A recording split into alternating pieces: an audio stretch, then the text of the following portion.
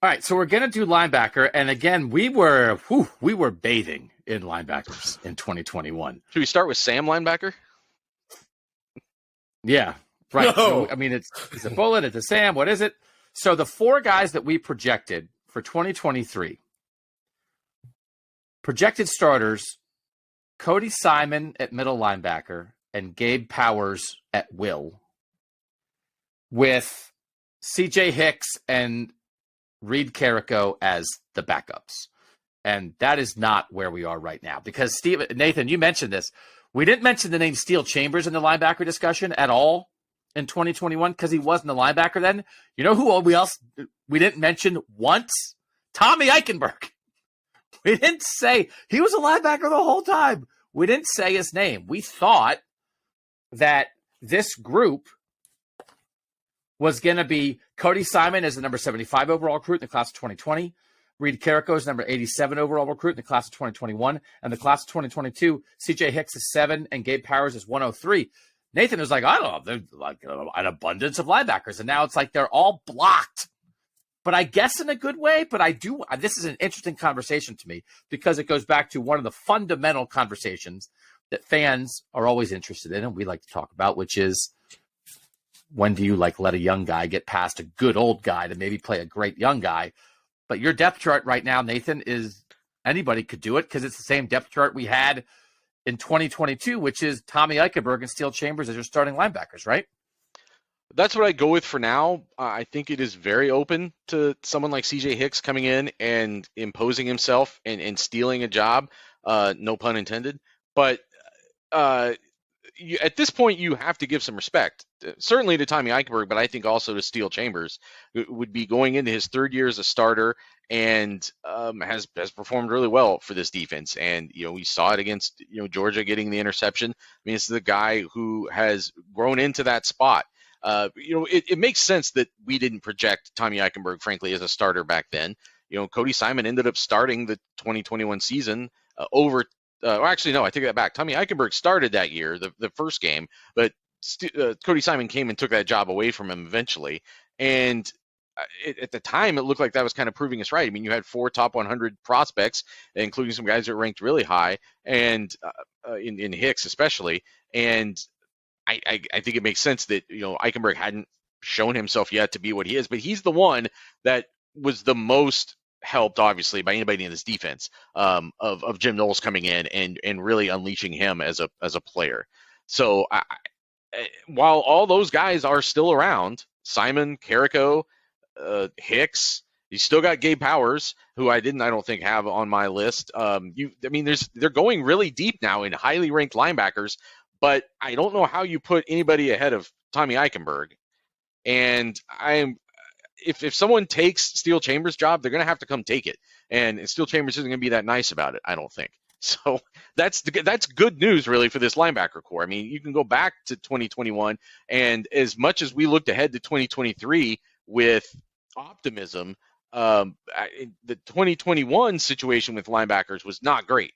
So it has improved. It's probably going to come to a head in terms of some attrition at some point because you've only got 2 spots. I mean, back then, I know we were kind of only projecting 2 spots, but you could still mix in the Sam and stuff back then. This team rarely ever does anything with 3 linebackers now in a meaningful way. It's a 2 linebacker system, and there's probably something that has to shake out there. But the depth looks really strong. If somebody from below that younger group, not even at the start of the year, but over the course of a year, pushes their way into starting the way Steel Chambers did in 2021, then maybe they've got something. But that's who I still think those are the 2 guys that you would have to right now say are the most likely opening day starters. As much as we chastise Al Washington for only getting highly rated linebackers when they live within 2 hours from Columbus, the good thing about having highly rated linebackers who only live 2 hours away from Columbus is they're not as quick to get in the transfer portal because they just love being Buckeyes. Because Reed Carrico's a top 100 recruit where it's like that dude could probably play somewhere. It's year 3, and I'm pretty confident that guy's not going to be a starter and play a lot of meaningful snaps. CJ Hicks, I would be shocked if he doesn't force his way onto the field. But at the same time, there is a small part of me that is getting Baron Browning vibes. where we spend a lot of time during his career. Whoa. Yeah. Whoa. PTSD. Whoa. A little bit of PTSD. Whoa. We're gonna just. It's like it's only like 15% of me. Warning on this podcast. There's a Baron Browning warning on this podcast for adult listeners only. Oh, you mean the most talented wasted player in modern Ohio State history? Great. Bill Davis isn't here, though. Bill Davis isn't here. Oh, my God. Why did you say it? Okay. Baron Browning went to the Broncos, and they did everything with him that we asked Ohio State to do with him for 4 years. For 4 years. And he's a pretty quality linebacker for the Broncos, even though as an organization, they're kind of terrible right now. But he had a pretty quality season. And there's just 15% of me. 5-star linebacker, all the talent in the world. I've seen that kid play football live. That dude he's a top 10 recruit. He is everything that they say he is. And then like a dude in front of him where you really can't explain why he's in front of him, but he's in front of him. And then like he goes to the NFL as a later round draft pick and he ends up being everything we thought he was going to be to some extent. Well, I think so. It's only year 2 for CJ Hicks. Year 2 for CJ Hicks. Yeah. That's one of the differences. The other difference is, though, that with Browning, I think there was always a question, maybe not so much in our minds, but in the coaching staff's mind about where does he need to be on the field. And they almost tried to find places for him on the field. I mean, 2019, he was in a middle linebacker rotation with Tough Borland and was the guy that they had on the field in the most crucial snaps of games, late in the season. But really, that wasn't the best fit for him. He needed to be probably coming off the edge. But you had a guy in – I don't think you wonder why Malik Harrison played ahead of him. Malik Harrison was a great will linebacker, and Pete Werner turned out to be what Pete Werner turned out to be at Sam. So that's the difference to me, is that there were clear NFL guys ahead of him, except at Mike, but he wasn't a Mike. Whereas with Hicks – I think the proof will just be in the pudding. It'll just be like, does he overtake Steel Chambers, or is Steel Chambers just a better linebacker than him still at this point? And maybe we don't see a huge role for CJ Hicks until year 3. I don't know that that's a travesty. It's either there's 2 spots. Either he steps up and takes one, or he doesn't. For the record, 2018, Baron Browning, year 2, and he's like the backup Mike linebacker behind Tough Borland at that point. Tough Borland, 537 snaps in 14 games. Baron Browning, 292 snaps in 12 games. And I mean, if that's, I'm trying to project that onto this situation. Steel Chambers being Tough Borland and CJ Hicks being Baron Browning. But also, I understand what you're saying, Nathan. It might wait till year 3, but that's too many places now where we're talking about 5-star recruits who are really like that, who have to wait till year 3 to finally be what they are. We already saw that with Paris Johnson. I don't know if Ohio State needs to be living in that world. But the point being that Baron Browning wasn't a top 7 defensive players, and well, that's true. Well, they didn't know what to do with him, right? They made him. They thought he was a Mike linebacker. They played him at Mike linebacker. They just wanted him on the field, when even he was saying, "I'm not a Mike linebacker." So the question is: 5 of Georgia's top 7 defensive players in snaps this year were first-year, second-year guys. Now, they had a rash of guys leave for the NFL, so they had some opportunity, but you got to play young guys. I think Steel Chambers, CJ Hicks could be almost the ideal encapsulation of the discussion that I referenced that we have had a million times, which is a good veteran player and a potentially great younger player. So Steel Chambers last year by PFF, again, we're just using it, Power 5 players, linebackers, minimum of 20% of their team snaps. Ohio State did not have a corner in the top 100. Last year, Tommy Eichenberg, 3rd. The guy's not going anywhere. Cody Simon was 11th, which some of this might be the defensive system and how the positions you get put in to succeed. As Stephen, as you were saying, they kind of ask a lot of the corners sometimes. And it's like, hey, I was out here by myself and I missed one tackle and the guy ran 70 yards for a touchdown. Thanks, where linebackers aren't being put in positions like that. But Steel Chambers was 76th in the overall defensive grade among linebackers, Nathan. So Tommy Eichenberg's not going anywhere. CJ Hicks said he's a will. When I talked to him at the bowl media day, he's like, I'm a will linebacker. So he's at the Steel Chambers spot. I do just think Gabe Powers and Reed Carrico might be as crunched as anybody on this roster at the moment. And Steven made a good point. If they weren't Ohio guys, maybe they'd be out of here by now. And by the way, we had a technical issue with our scholarship chart, so it wasn't up for a while. But I just Googled Ohio State football scholarship chart, and our cleveland.com scholarship chart came up, so that it's back working again, as you know, Nathan, because you're the one who helped get it back working with our boss. So you look at that: Tommy Eichenberg, Steele Chambers, Cody Simon as seniors, Mitchell Melton, who's like a Jack Leo, he may not be a linebacker, hurt guy, who knows. Then Reed Carrico and CJ Hicks is guys in their second year of eligibility, and then Gabe Powers and then Arvell Reese coming in. So it's actually not a super crowded room. It was a more crowded room, like a year ago. We were like, you have 9 linebackers. What are you going to do? Chip Trainum, what is he? Who knows? He's nothing. He's everything. He was a running back at the end of the year. We don't know what's going to happen with him. They're also very crowded at running back. So maybe you figure that out. Again, Chip Trainum is a great athlete and a good football player. And I think Chip Trainum could help them if they needed it. But if Tommy Eichenberg's got it locked down and here comes CJ Hicks, I don't know. But I do think, Nathan, in the end, Steele Chambers had a good year. Steele Chambers is not Ryan Shazier or Jerome Baker or some of these guys. I don't think Steele Chambers is going to be a day 1 or day 2 NFL draft pick. He's a good player. He can help them. If that turns into some kind of share where CJ Hicks gets a lot of run and I don't know, you can play, it does feel like I agree with Steven that they've got to leave that door open for CJ Hicks to get on the field. And my guess is they will.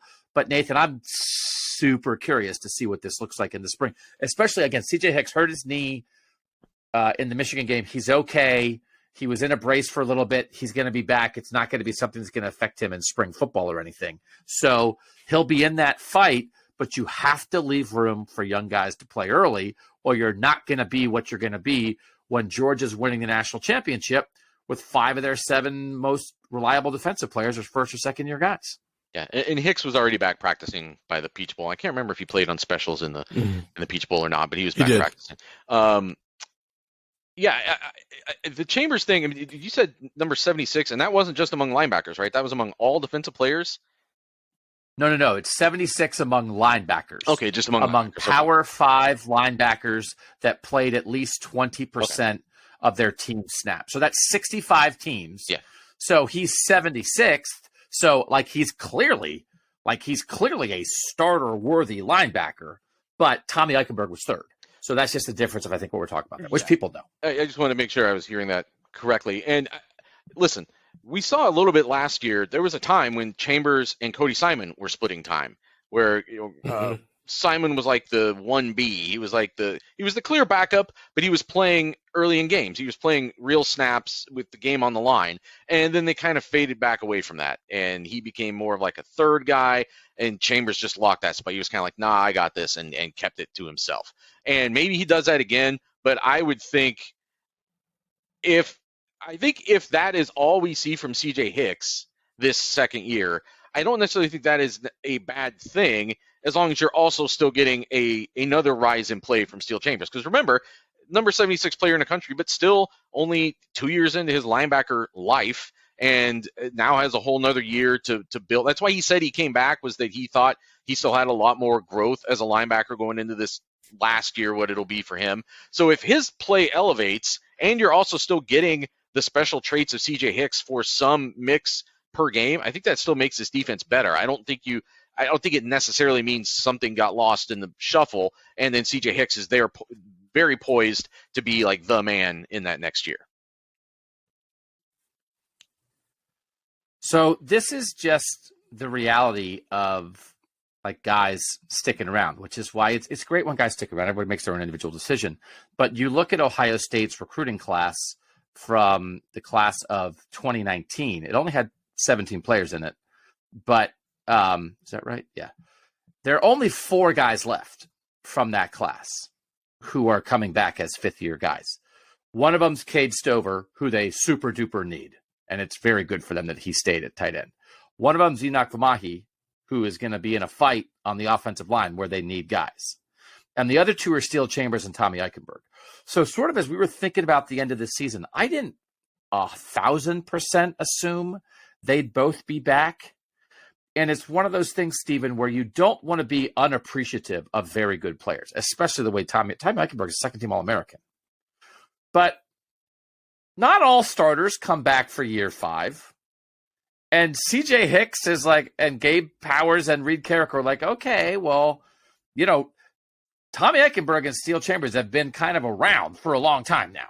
And Steel Chambers switched positions, and I think he said that, I want one more year fully being a linebacker, because he was a mid-career switch. But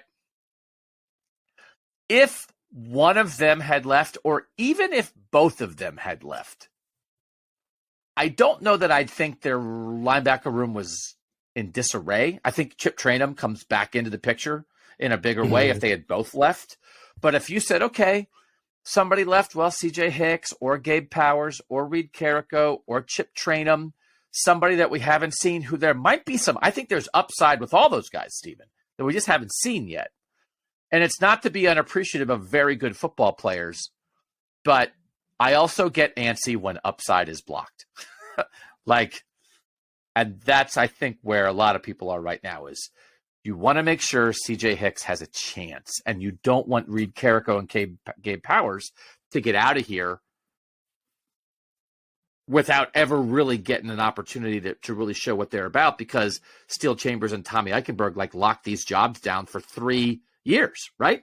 Yeah, I'm the Steel Chambers thing, that makes sense. I get that. I thought maybe Tommy might think about going just because he's got 2 years of pretty solid film, because even at 21, he wasn't bad. He's pretty solid, and then he took a jump and turned himself into an All-American level player this year, so maybe he jumps. But if both of those guys had left, this is how I think about it.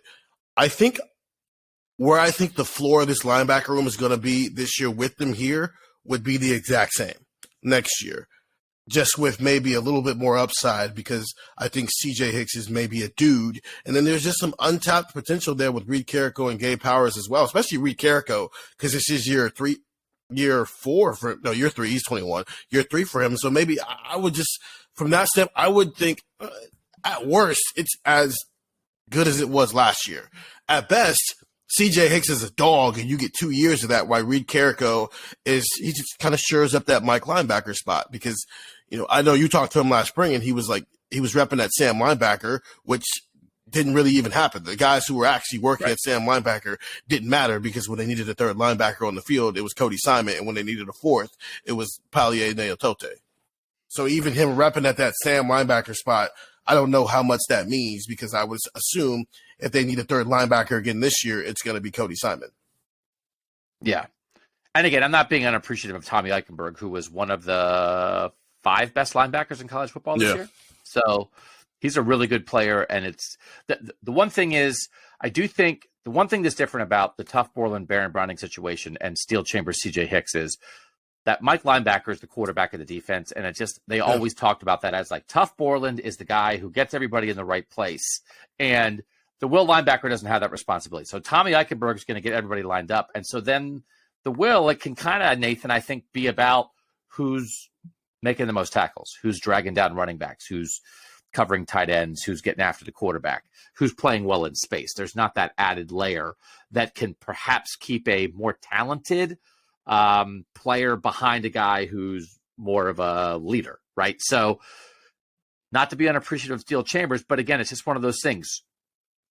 Steel Chambers came here as a running back and a number 250 recruit in the country. Is that guys exceed their recruiting ranking? It's not really about his rating anymore, but let's get the 5-star shot. So let's finish with this, Nathan, just so people can hear it.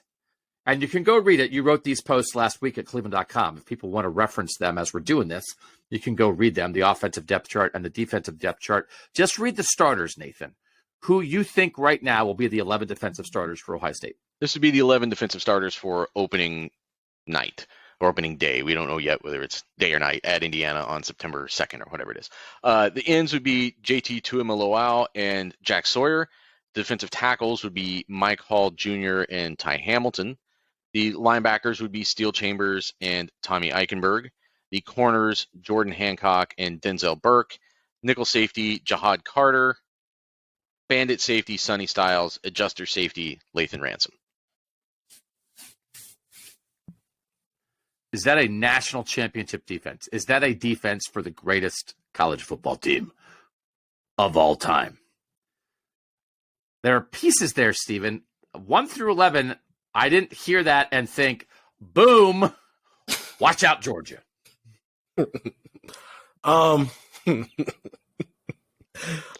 Yeah, like some of the individual pieces, sure. I think if everybody hits, plus some of the backups maybe take some starting spots, then yeah, maybe it's a national championship defense. But I think right now it's about can that defense compete for a Big Ten championship game, which is AKA can it beat Michigan? Well, and I don't know if I can go there yet. So, I mean, let's be really real with this though. Last year's defense was as much a national championship defense as Georgia's was. Basically, it's 42-41. Like they were basically when they got on the field with each other, it's right there. So is this defense a national championship defense? Yes, if Ohio State's quarterback does the same thing that Ohio State's quarterback's been doing since Ryan Day became the head coach. I think that's the answer to this question. I think this defense can hold Georgia to 42 points in a national semifinal next year. So the guys that we're losing, right? The people that we're losing are Ronnie Hickman, Cam Brown, Zach Harrison, and Teron Vincent, and Tanner McAllister, and Teron Vincent. And those are some good football players, but none of those losses seem insurmountable. So the other question is will the offense be as good when you have a new quarterback as opposed to year 2 CJ Stroud? But you have all the skill guys back, and we already covered the questions on the offensive line. I do think, Nathan, you might need a little more from this defense. I think so, yes. Both compared to, like, you've got to be better than you were against Michigan last year no matter what. Sure. But also there might be some more days where you can't just look with the loss on the offensive line and any new quarterback compared to year 2 CJ, you might just need to ask a little more of the defense. I think that's completely fair. Let's also remember, and listen, it's the off season, so optimism grows, right? This is about the time of year where you start coming out of the cloud of the loss that ended your season, and you start looking at only the most optimistic parts of like every player on the roster and how that leads you into August, and then you start tearing it down from there on in. That's the jaded version of what we do. And Jim Knowles, it's the second year of a defense, so everybody's a little bit more comfortable. He has even that much more of a read on what each of these guys can do. You've got young guys who we're talking about here who we saw a little bit of, but that first year and then that second offseason, that first two offseason, however you want to say it, can be massive for guys in the growth and the jumps that you make as a sophomore, second-year player. So I think for all those reasons, you could reasonably expect this defense to make another progression, because statistically it did make a progression. You didn't see it enough in the biggest games of the year, and that's still the step that this defense has to make. And it's one of these things. We don't have the optimism. We don't have the optimism of spring football here yet. So imagine, Stephen, if Jim Knowles during spring football says these 3 things. Kai Stokes is one of the most instinctual safeties I've ever been around. Jermaine Matthews is the most prepared freshman cornerback I've ever seen. And CJ Hicks is an All-American. CJ Hicks has All-American ability. Imagine if Jim Knowles says those 3 things, how that affects how we view this defense, none of which are completely fanciful things with the way we think of those players. I'm going to have you ask me that question again about, is this a national championship defense? If in this fanciful world, I'd have you ask me that question again. I say, yes, Ohio State's winning the national championship, because that's 3 key spots where you got guys where you think you know, and Jim Knowles just told us, yeah, you guys are right. Because we did that with Lathan Ransom last August, and I'm asking, hey, what do you think? And then he was like, yeah, he's like that, and he ended up being like that. So I do like that about Jim Knowles. He will tell if you ask him, and obviously you got to pretty it up, but basically if you ask him, hey, is this guy really like that? He will say yes or no. Yeah, no, we should just play dude, not a dude with Jim Knowles in every news conference. Yeah. And see what he says. And you don't want to not a dude anybody, but you could just be like, You can tell, though. Jermaine Matthews, dude? Yeah, you can tell. CJ Hicks, dude? See what he says. What he'll say, Okay. He won't say something about a guy that he hasn't seen yet. If he hasn't seen a guy do it, he won't say positive thing. Like, you won't embellish it. So if he's talking about a guy, it means he's seen it. And I think that's an important read with him. Yeah, no, that's very true.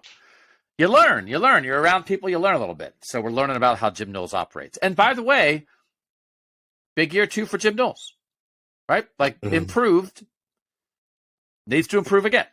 Like, the defense overall needs to take another step from where it was in year 1 in his system. Okay, that's our defensive depth chart. More pods coming later this week. Stuff always available at cleveland.com/OSU. And of course, we welcome you to try the text at 614-350-3315. And College Football Survivor Show, we did the biggest off-season moves. It was for Apple Podcast subscribers. You subscribe for $2.99 a month. You get a bonus episode every week. We did the biggest off-season moves that will affect the playoff in 2023. And within that, Shahan and I had a long discussion about whether I had seen a tweet from somebody that Alabama and Ohio State wasted Bryce Young and CJ Stroud the last 2 years because they didn't win a national championship with them. And we had a long discussion about whether that phrasing is applicable or not. And then I will say, on the list of, we each did the 5 biggest moves this offseason that affect the playoff. One of my honorable mention moves is Luke Whippler going to the NFL. That I thought that was like an under the radar, add that, and it just makes Ohio State's path like a scooch bit harder. By the way, Sam Hartman as the quarterback at Notre Dame also came up on that podcast. So if you want to go listen to that, we invite you to do that. You have to subscribe for Apple Podcasts. There's also a free College Football Survivor Show every week where we're going to be talking about postseason Heisman. Would CJ Stroud have won the postseason Heisman if they moved the stinking Heisman to where it should be, which is at the end of the actual season? We'll talk about that later this week on the College Football Survivor Show. But for now, here on this pod, for Stephen Means and Nathan Baird, I'm Doug Lesmerises, and that was Buckeye Talk.